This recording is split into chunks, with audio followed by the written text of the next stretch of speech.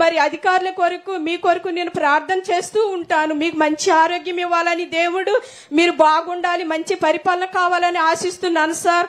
అదే విధంగా మరి గత ప్రభుత్వం చేసినటువంటి విధానములో ఆరోగ్యశ్రీ పథకం కూడా మరి సరిగ్గా కొనసాగలేదు.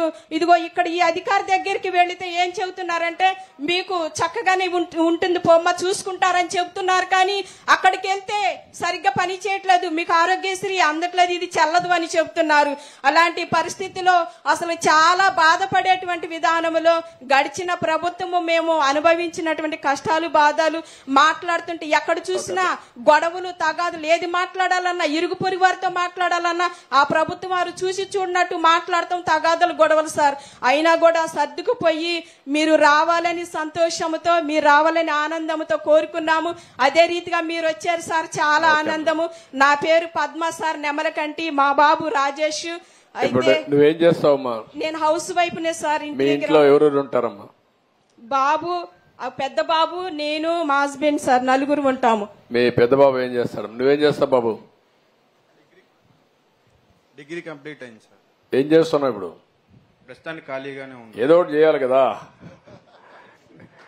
నేను ఒకటే, ఎవరు ఖాళీగా ఉన్నామనే మాట చెప్పకూడదు, మీరు ఎత్తుక్కోవాలి. అవసరమైతే అందుకే స్కిల్ డెవలప్మెంట్ కూడా మీకు పోవద్దయా, పంపించేస్తారా, చిన్నగా జారుకోమంటున్నా. ఆయన ఇది చేయడం లేదు.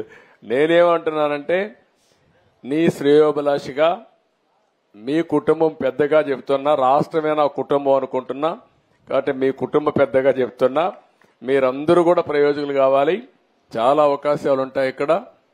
నువ్వు బాగా, ఇప్పుడు తమ్ముడు బాగాలేడు, ఓకే, నేను 6,000 రూపాయలు ఇస్తున్నాను, మీ అమ్మా నాన్న ఉన్నారు, నువ్వు లైఫ్ లో సెటిల్ అయ్యి కనీసం అమ్మా నాన్నను చూసుకునే పరిస్థితిలో ఉండాలి.